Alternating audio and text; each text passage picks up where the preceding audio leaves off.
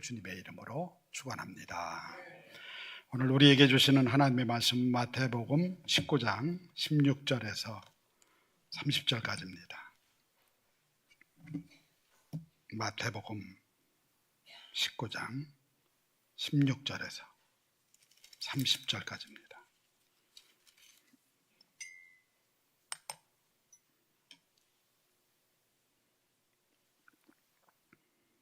(16절부터) 30절까지 제가 봉독하겠습니다. 어떤 사람이 주께 와서 이르되 선생님이 연애가 무슨 선한 일을 하여야 영생을 얻으리까? 예수께서 이르시되 어찌하여 선한 일을 내게 묻느냐? 선한 일은 오직 한 분이시니라. 내가 생명에 들어가려면 계명을 지키라. 이르되 어느 계명이오니까? 예수께서 이르시되 살인하지 말라, 간음하지 말라, 도둑질하지 말라, 거짓 증언하지 말라, 내 부모를 공경하라, 내 이웃을 내 자신과 같이 사랑하라 하신 것이니라. 그 청년이 이르되 이 모든 것을 내가 지켰사온데 아직도 무엇이 부족하니까? 예수께서 이르시되 내가 온전하고자 할진대 가서 내 소유를 팔아 가난한 자들에게 주라. 그리하면 하늘에서 보화가 내게 있으리라. 그리고 와서 나를 따르라 하시니 그 청년이 재물이 많음으로 이 말씀을 듣고 근심하며 가니라. 예수께서 제자들에게 이르시되 내가 진실로 진실로 너희에게 이르노니 부자는 천국에 들어가기가 어려우니라. 다시 너희에게 말하노니 낙타가 바늘기로 들어가는 것이 부자가 하나님 나라에 들어가는 것보다 쉬우니라 하시니 제자들이 듣고 몹시 놀라 이르되 그렇다면 누가 구원을 얻을 수 있으리까? 예수께서 그들을 보시며 이르시되 사람으로서는 할 수 없으나 하나님으로서는 다 하실 수 있느니라. 이에 베드로가 대답하여 이르되 보소서 우리가 모든 것을 버리고 주를 따라 싸운데 그런즉 우리가 무엇을 얻으리까? 예수께서 이르시되 내가 진실로 너희에게 이르노니 세상이 새롭게 되어 인자가 자기 영광의 보좌에 앉을 때 나를 따르는 너희도 12보좌에 앉아 이스라엘 12지파를 심판하리라. 또 내 이름을 위하여 집이나 형제나 자매나 부모나 자식이나 전토를 벌인 자마다 여러 배를 받고 또 영생을 상속하리라. 그러나 먼저 된 자로서 나중되고 나중된 자로서 먼저 될 자가 많으니라. 아멘. 성경을 들고 같이 고백하겠습니다. 이 성경은 하나님의 말씀입니다.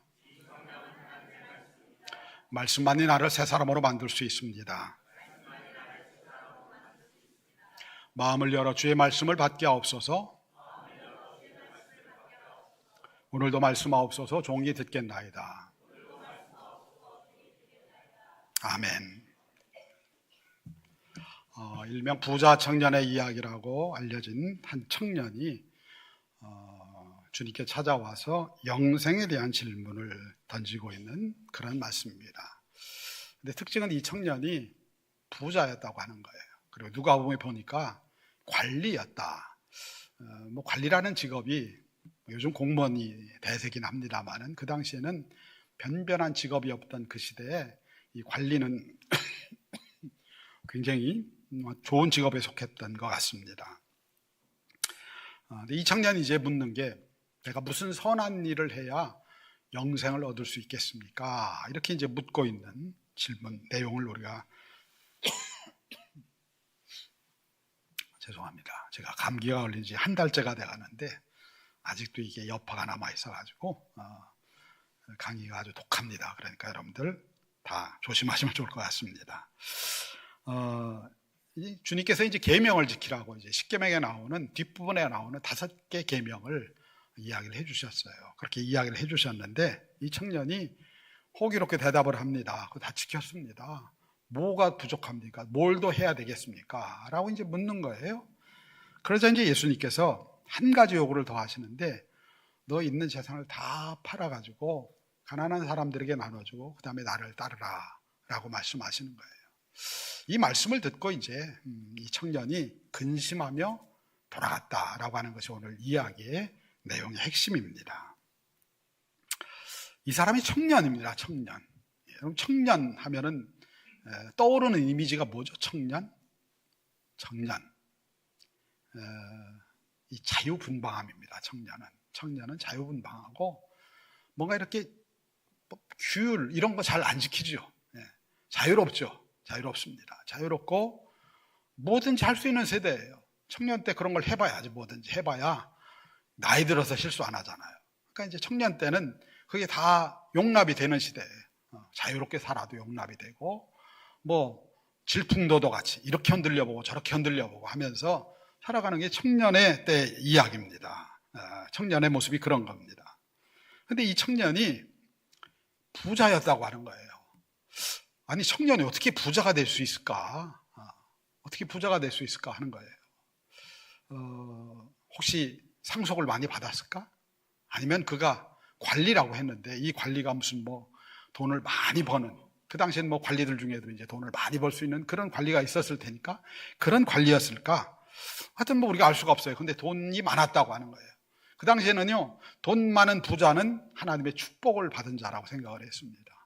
야, 그러니까 이게 뭐 젊지, 하나님의 축복을 받아서 부자도 됐지, 뭐 하나 부족함이 없는 그런 사람입니다.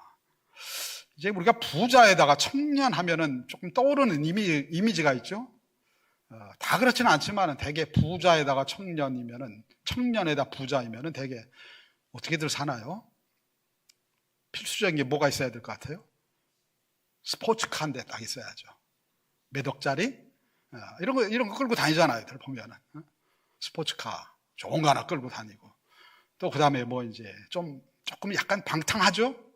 돈 많고, 이 청년이면은 뭐 일반적으로 보면은 그래요. 그냥 이제 뭐 좋은 차 끌고 다니면서 좀 방탕한 생활도 하고.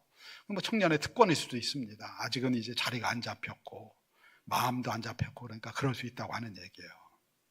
자, 그런데 보니까 오늘 청년은 전혀 그렇지 않아요. 이 청년은 전혀 그렇지 않습니다.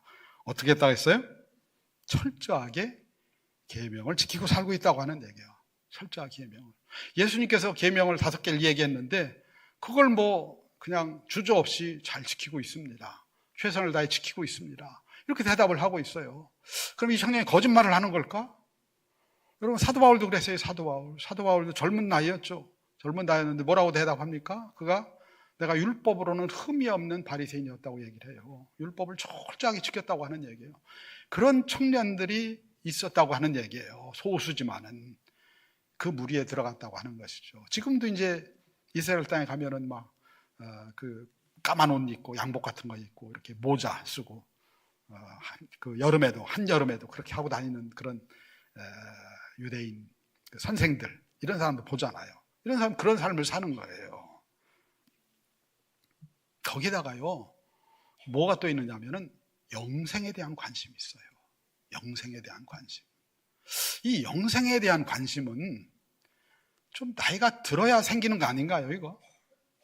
인생을 살면서 무너져도 보고 깨어져도 보고 망가져도 보고 실패해봐야 그래야 인생이 이게 아니구나. 이게 조금 인생이 노련해져야 내 삶을 돌아보고 그러면서 영생에 대해서 내가 어떻게 해야 정말 구원을 얻을 수 있을까 하는 이런 고민들이 생기잖아요. 젊은 시절엔 이런 고민 별로 없거든요. 근데 좀 인생을 살아봐야 이런 고민들이 생기는 거예요. 굉장히 어떤 의미에서 우리가 포기 힘든 청년이에요. 그리고 이거를 진지하게 물어보는 거예요. 진지하게. 그냥 자랑을 하려고, 내가 그냥 뭐 이렇게 이 정도 살고 있습니다. 자랑하려고 하는 것 같지 않아요. 왜냐하면은 이 청년이 예수님의 이 이야기를 듣고 어떻게 돌아갔어요? 근심하며 돌아갔어요. 내가 이걸 꼭 얻어야 되는데, 내가 이 질문에 꼭 답을 얻고 이걸 위해서 내가 내 삶을 드려야 되는데, 근데 이게 너무 큰 거예요. 부자에게는 돈이 또 최고잖아요. 근데 이걸 내려놓을 수 있을까? 너무 힘든 거예요, 이게. 그래서 근심하며 돌아왔다고 하는 거예요. 이 청년 얘기예요, 청년 얘기. 이 청년과 예수님의 대화를 이렇게 지켜보면서 그럼 거기 옆에 있었던 제자들은 무슨 생각을 했을까요? 제자들, 여러분이 옆에 있는 제자였다면 무슨 생각을 했을 것 같아요? 야, 이거 대단한 청년이네. 여러분이 보기에도 대단하잖아요. 우주인 같은 청년이에요. 이건 지구상에 존재하는 청년이 아니에요. 이런 청년 없습니다. 이런 청년 없어요. 정말 대단한 청년이에요. 정말 우주인, 외계인 같은 청년이에요. 외계인 같은 청년인데, 근데 주님께서 뭐라고 말씀하세요? 이 청년이 근심하며 돌아가니까 주님이 하신 말씀이 뭡니까? 부자가 천국에 들어가는 게 낙타가 바늘귀로 들어가는 것보다 더 어렵다는 거예요. 무슨 얘기입니까? 이 청년 틀렸다는 거예요. 이 청년 천국에 못 들어간다는 얘기예요. 이 청년 구원을 못 얻는다는 얘기입니다. 주님이 그 얘기를 하시는 거예요. 안 돼, 얘는 안 돼. 이 친구는 안 돼.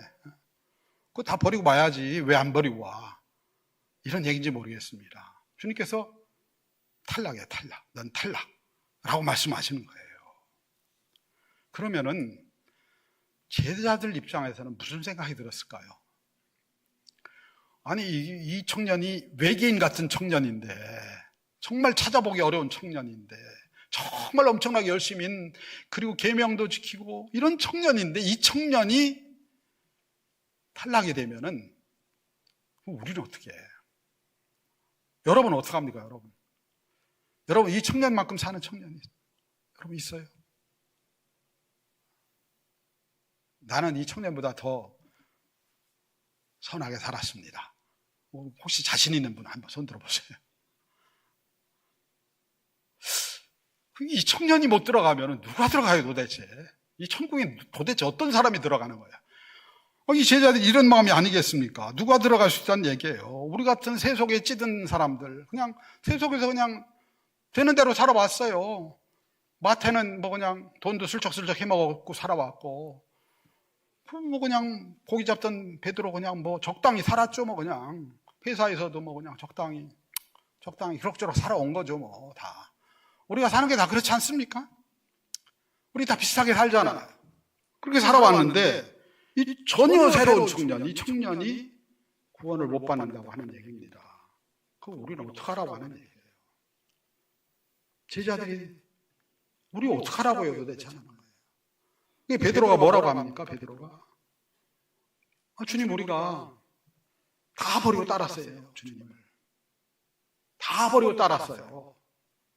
그럼 우리는 뭔가 좀 다른 게 있어야 되는 거 아닌가요? 라고 하는 그러는, 즉 이 베드로의 의문 속에 뭐가 있느냐면요, 이 청년이 이렇게 가능성이 없다고 한다면 우리는 뭡니까? 우리 다 버리고 따라왔는데 우리가 보니까 이 청년이 천국에 못 들어가고 이 청년이 영생을 얻을 수 없다면 우린 틀려먹었네. 우리 틀려먹었어. 우리 다 버리고 따라왔는데, 그리고 예수님 따라다니면서 온갖 굳은 일 다 했는데 지금 와서 우리 안 된다는 얘기입니까? 이미 앞에서 계속 얘기했잖아요. 어린아이 같지 않으면 천국에 못 들어간다. 맨 못 들어가는 거예요. 우리는 맨 못 들어가는 얘기예요. 그런데 여기다가 카운터 펀치를 하나 날리시는 거예요. 이 청년이 못 들어가. 그럼 우리는 틀려먹었네. 베드로가 마음이 힘든 거예요. 제자들의 마음이 다 힘든 거예요. 우리 다 버리고 따랐는데 우리한테 뭐가 남는 겁니까? 라고 하는 이런 질문이에요. 베드로의 반응 안에 제자들 모두의 반응이 나타나 있어요. 우리가 여기까지 정말 위협과 핍박과 이런 것들도 그냥 다 주님을 따라왔는데 우리에게 남는 게 뭡니까? 사실 우리 주변에서 이런 청년을 찾아볼 수 있을까요? 부자예요. 청년인데 영생에 대한 관심이 있고 계명도 철저히 지키고, 이런 청년은 고사하고요, 그냥 한 주간 동안 내내 그냥 원하는 대로 살다가 그냥 주일날 이 앞에 앉아도 좋고 저 뒤쪽에 걸터라도 앉아 있어 주면은, 요즘같이 청년이 교회 안 나오는 시대에 어떻게 해야 되겠어요? 천국에 맨 앞자리를 줘야 될 것 같아요. 그죠? 요즘 청년들이 막 뭐 교회 안 나오잖아요. 교회 안 나오잖아요. 관심도 없잖아요. 그런데 관심이 1도 없어요. 그런데 근데 이런 정도 아니고 그냥 주일날 교회만 나와도 천국에 맨 앞자리에 앉혀줘야 될 것 같아요. 누가 이 구원의 허들을 넘어갈 수 있을까요? 우리는 1m 정도 넘어가면은 오케이인 줄 알았는데, 아니 이게 한 3m 넘어가는 친구도 못 들어가니. 그럼 누가 넘어가라는 얘기야, 누가? 이 예수님의 말씀은 우리에게 심각한 도전을 주는 말씀이에요. 도전을 주는 말씀입니다. 우리의 구원에 대해서 도전을 주는 말씀이에요. 누가 구원을 받을 수 있습니까?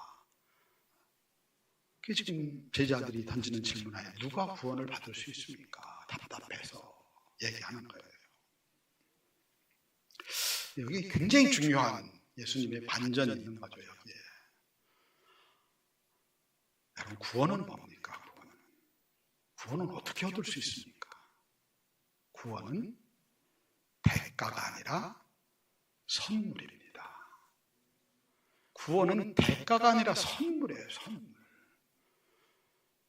예수님은 오늘 이 이야기를 통해서 지금 말씀하시고자 하는 것이 구원은 대가가 아니라 선물이라고 하는 거예요. 선물. 제자들은요, 예수님의 십자가를 경험하고 나서 구원이 대가가 아니라 선물이라고 하는 것을 깨닫게 돼요. 대가가 아니라 선물이구나라고 하는 걸 깨닫게 돼요.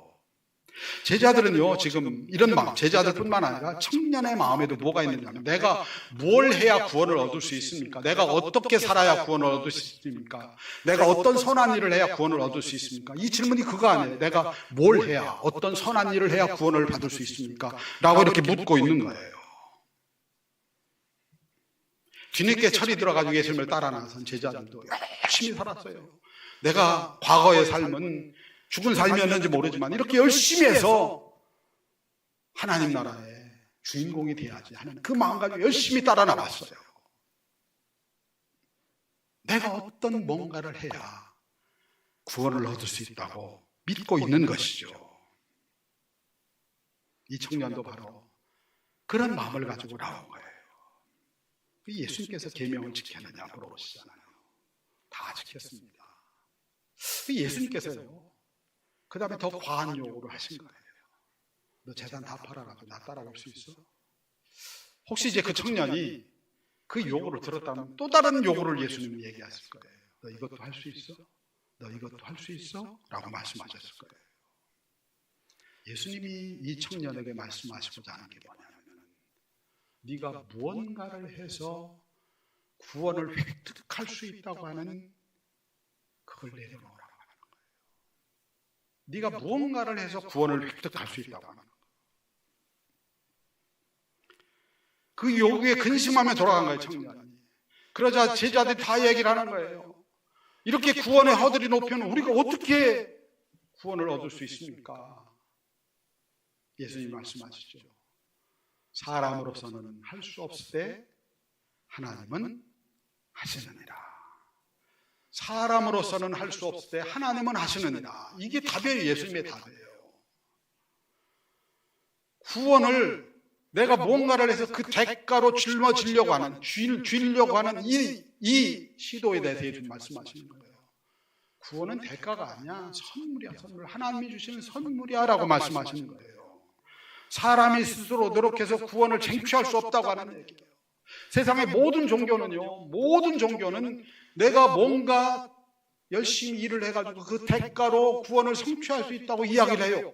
세계 모든 종교가 다 그렇습니다. 모든 종교는 다 그래요. 모든 종교는 인간의 선함과 인간의 의지와 이걸 가지고 구원을 쟁취할 수 있다고 이야기를 합니다. 심지어는 예수를 믿는 가톨릭에서도 그 얘기를 합니다. 자기가 뭘 해야지, 이렇게 얘기를 해요. 근데 기독교 신앙의 복음의 본질은 뭐냐면, 구원은 내가 획득할 수 있는 게 아니라고 하는 얘기예요. 내가 뭔가를 해가지고 그 대가로 획득할 수 있는 게 아니라고 하는 얘기예요. 구원은 내가 뭔가를 살 수 있는 게 아니라고 하는 얘기예요. 구원은 내가 뭔가를 해가지고선 쥐어잡을 수 있는 게 아니라고 하는 얘기예요. 구원은 선물이라고 하는 선물. 하나님께서 우리에게 주신 선물이에요. 누구를 통해 주시느냐? 그 아들 예수 그리스도를 통해서 주신 선물이에요. 그 예수 그리스도의 십자가 희생을 통해서 우리에게 부어주는 선물이라고 하는 선물. 구원은 대가가 아니라 선물이라고 말씀하시는 거예요. 제자들이 이걸 몰랐어요. 그래서 마음도 불안하고 불만도 있고 불평도 있었어요. 그런데 십자가를 경험하는 이걸 깨닫는 거예요. 구원은 대가가 아니라 선물이라고 하는 것을 깨닫는 거예요. 그리고 나서 제자들의 삶이 변화되죠.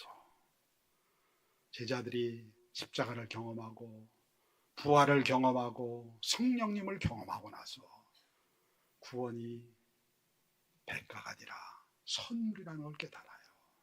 그리고 그들이 기뻐하며 감사하며 주님께서 허락하신 자리로 나아가기 시작해요.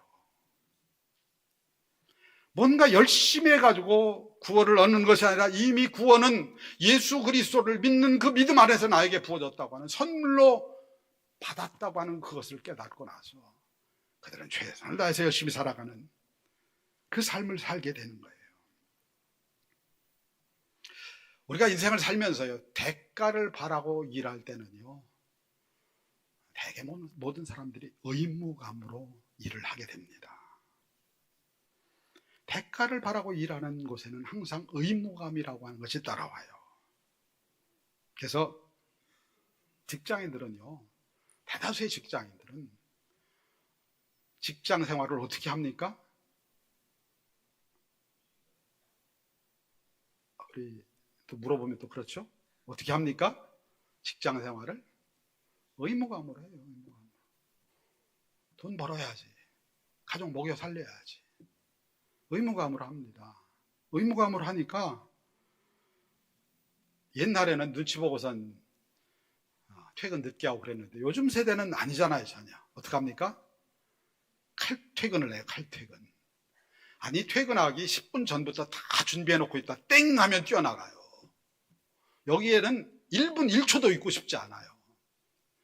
TV에 보면은 이렇게 이런저런 얘기들 이렇게 방송에 나오는 거 보면은 전부 다 직장인들 다 그러더라고요. 땡 하면 나가야 됩니다. 거기 남아있으면 숨 막혀 죽어요. 땡 하면 나가야 돼. 라고 하는 거예요. 탈출해야 돼, 탈출. 거기서 탈출을 해야 돼. 그러니까 회사 가는 게 너무너무 싫은 거예요. 안 갈 수 없으니까 가는 거예요. 이제 오늘 주일인데 내일이 또 월요일이잖아요. 우리 직장 다니는 분들 월요일이 힘들죠? 월요일을 뭐라고 합니까? 영어로 블루 먼데이라고 해요. 멍든 월요일, 멍든 월요일. 월요일 날 아침에 직장 나가는 게 가슴에 시퍼런 멍이 듭니다. 오늘 가서 또 어떻게 이 하루를 견뎌야 되나, 이런 마음. 그렇죠? 우리 직장인들 그렇죠? 사장님한테 안 들릴 거예요. 그래요, 다 그렇습니다. 마음이 그래요. 그리고 또 중요한 건 뭐냐면요, 월급을 받을 때가 되면은 마음이 달라져요. 뭐라고 합니까? 내가 이만큼 일했는데 왜 이거밖에 안 주는 거야 도대체. 그렇죠? 그래요, 안 그래요? 내가 이거만큼 일했는데 왜 이거밖에 안 주는 거야 도대체. 그래서 뭘 합니까? 머리띠를 딱 써야죠. 임금 쟁취 10% 인상하라. 우리는 충분히 이만큼 받을 만하다. 얘기를 하는 거예요. 막 얘기를 하는 겁니다. 그러니까 뭐예요? 의무가 뭐라면 그 다음에 나오는 게 뭐예요? 불평과 원망이 생겨요. 내가 이렇게 일했는데 대가가 이거밖에 안 돼? 내가 이만큼 능력을 가지고 있는 대가가 이거밖에 안 돼? 하는 거예요. 그런 마음들이 막 일어나는 거예요. 베드로가 뭐라고 합니까? 주님, 우리가 이렇게 따랐는데, 다 버리고 따랐는데 지금 무슨 얘기하는 거예요 지금? 실컷 부려먹고 나서 이제 너네 천국도 못 들어간다, 영생도 없다, 그 얘기 하시는 거예요? 베드로가 이렇게 항변하는 거예요. 뭐 하시는 거예요 지금 도대체? 내가 이렇게 열심히 했는데, 내가 교회에서 이렇게 열심히 했는데 날 알아줘야지. 그리고 너네는 천국에 1번으로 들어갈 거야 라고 말씀해 주셔야지. 뭐 하는 얘기예요 도대체? 다 버리고 주를 따랐는데 이 부자 청년이 못 들어간다, 우리도 끝인데 어떡하라는 얘기 도대체? 어떡하라는 얘기? 우리 공로가 이렇게 큰데, 우리가 공로가 이렇게 큰데 지금 뭔 소리 하시는 거예요? 근데 구원을 선물로 받은 사람들은요, 삶이 달라요. 선물로 받은 사람. 선물 받으면 좋으시죠? 요즘은 하도 이제 우리가 물건이 많은 세상이라 선물을 받아도 다 있는 거잖아요, 대개. 그렇지만 옛날에는 그런 게 없을 때는 선물 받으면 너무 좋은 거예요. 너무 좋은 거예요. 아이들이 장난감 선물을 받으면 막 그냥 하루 종일 기뻐서 날뛰잖아요. 선물이 너무 좋은 거예요, 선물이. 선물로 받은 사람들은요, 그 안에 기쁨이 있어요. 그 열정이 있습니다. 감사가 있어요. 제자들이요, 이렇게 이야기했던 제자들이 나중에 구원이 선물이라는 걸 깨달아요. 사도행전의 기록이 다 뭐예요? 구원을 선물로 깨닫고 고백한 사람들의 삶의 이야기예요. 누가 시키지도 않았어요. 누가 가라고 하지도 않았어요. 전에는요, 서로 수제자가 되려고 싸웠어요. 이제 앞으로 보면 나와요. 막 제자들이 막 모여 앉아가지고 네가 높으니 내가 높으니 이거 아주 쌈박질을 해요. 쌈박질을 해요. 그러면은 초대교회 제자들이 남아가지고 서로 싸워야 될 거 아니에요. 내가 예루살렘 주이냐, 싸워야 될 거 아니에요. 아무도 안 싸웠어요. 그들이 어떻게 했습니까? 다 나가요. 세계 각지로 터져 나가요. 인도로도 가고 스페인으로도 가고 소아시아로도 가고 다 가요. 예루살렘에 남아서 내가 수제자지, 내가 이만큼 일했는데 내가 이랬는데 수제자가 돼야지. 그게 아니라 그들은요, 다 내려놓고 기쁨과 감사로 나가요. 가서 야고보가 순교를 해요. 스데반이 순교를 해요. 스데반이 순교하면서 억울해 죽겠다, 나 이거 죽는 거 억울해 죽겠어. 그러고 순교하지 않았어요. 기쁨과 감사로 주님 앞에 자기 자신을 드리면서 오히려 자기를 향해 돌로 치는 사람들을 향해서 저들이 자기 죄를 모릅니다. 용서해 주시옵소서. 이게 사람이 할 얘기가 아니잖아요. 자기 공로를 주장하지 않았어요. 내가 주를 위해서 이렇게 일했습니다. 내가 주님 위해서 평생 이렇게 일했습니다. 이런 얘기 하지 않았어요. 왜냐하면 내가 받은 공로가 그것과는, 내가 받은 은혜가 그것과는 비교할 수 없을 정도로 크기 때문에. 여러분, 우리에게 영원한 생명을 받았다고 하는 것보다 더 큰 게 있을까요? 그게 잘 안 보이니까. 그런데 여러분, 우리가 구원받은 기쁨 있잖아요. 구원받은 기쁨. 예수 안에서 구원받은 기쁨.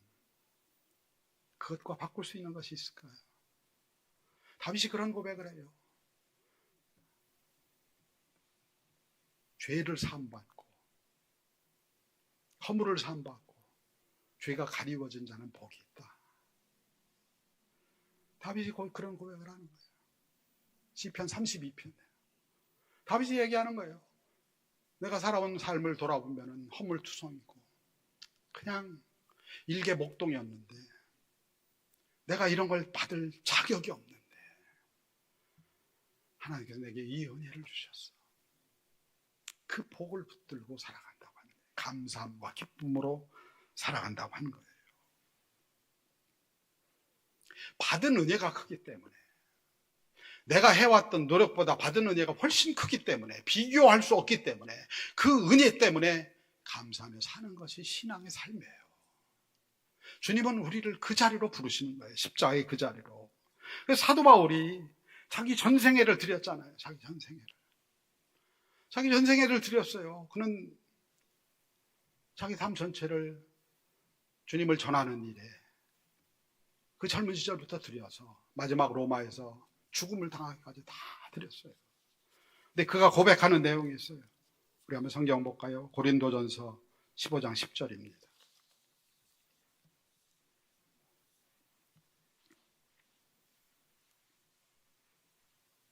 고린도전서 15장 10절입니다.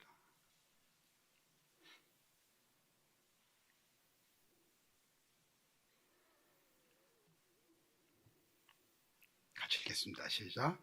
그러나 내가 낳은 것은 하나님의 은혜로 된 것이니 내게 주신 그의 은혜가 헛되지 아니하여 내가 모든 사도보다 더 많이 수고하였으나 내가 한 것이 아니요 오직 나와 함께 하신 하나님의 은혜로라. 내가 낳은 게 하나님의 은혜예요. 나 대가 주장할 게 없어요. 하나님이 내게 이 은혜를 주셨어요. 이 은혜를 주셔서 이 은혜 때문에 나는 지금까지 살아왔다고 고백하는 거예요. 이 은혜 때문에 나는 때로는 돌에 맞기도 하고 때로는 죽음의 위협 앞에 던져지기도 했지만 나는 이 은혜로 여기 왔고 기쁨과 감사로 이 은혜를 지금도 누리며 살아가고 있다고 하는 고백이에요. 주님이 하셨습니다. 이게 우리의 고백입니다. 우리의 구원은 내가 창피해서 얻을 수 있는 게 아니에요. 주님이 하셨어요. 어디에서? 저 십자가에 사셨어요.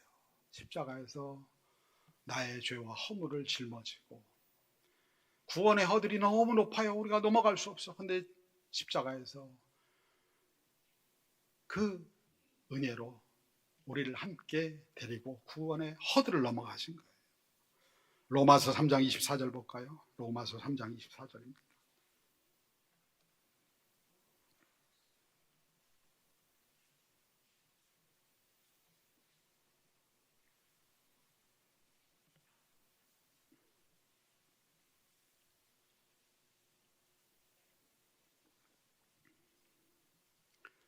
같이 읽겠습니다. 시작.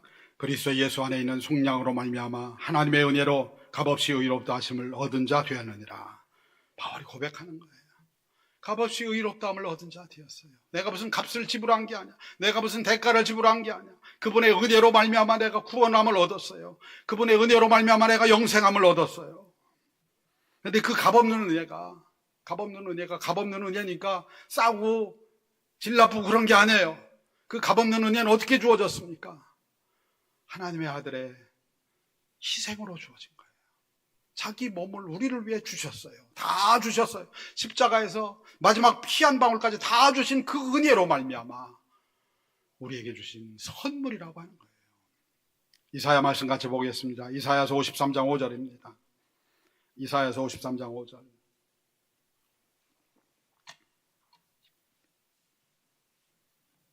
(53장 5절입니다)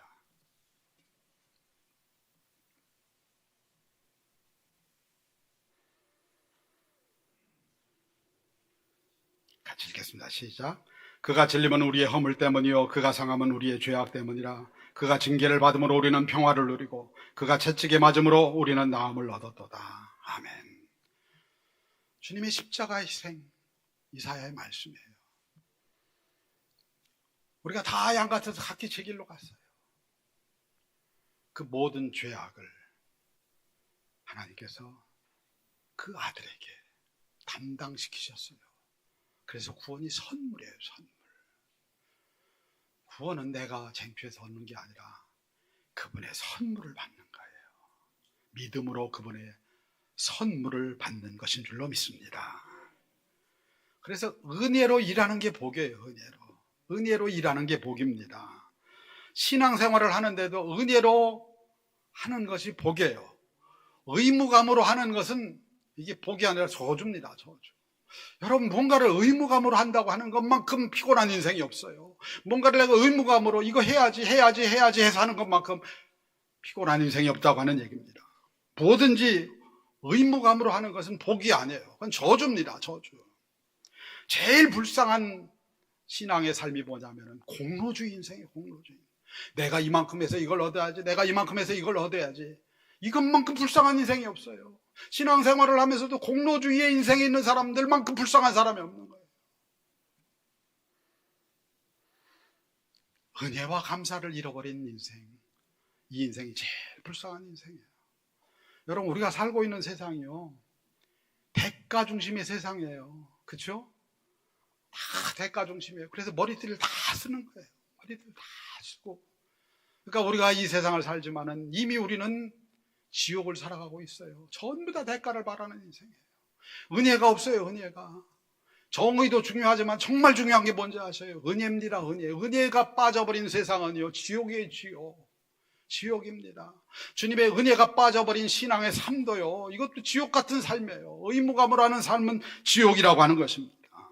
감사와 은혜로 하는 것이 복이에요. 감사와 은혜.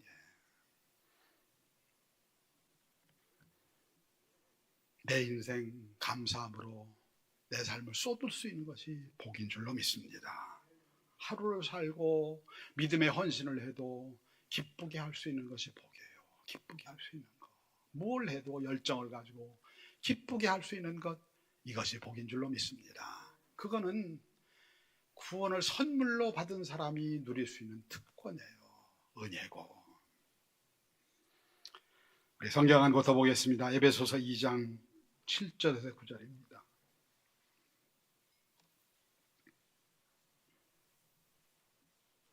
에베소서 2장 7절에서 9절입니다.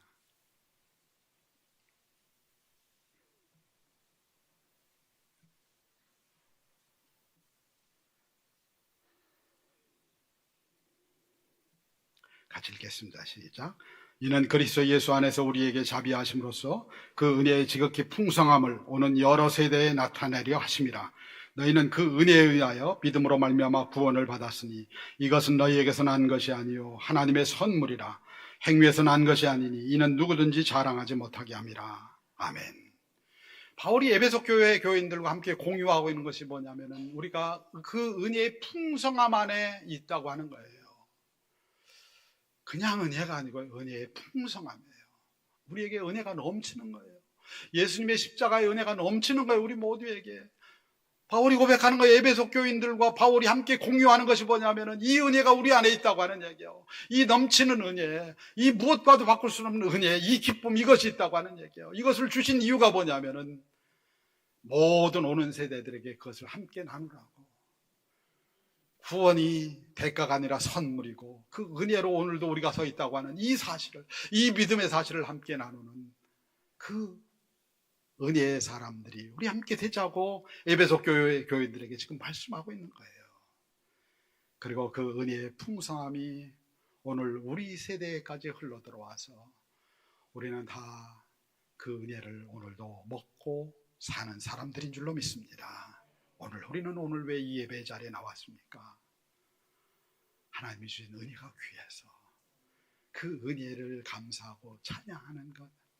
오늘 내가 뭔가 또 선한 일을 해야지, 내가 더 복된 일을 해야지, 그게 아니라 오늘 내게 주신 하나님의 은혜가 너무 고마워서 감사해서 그분을 찬양할 수밖에 없는 그게 우리의 예배가 아니겠습니까?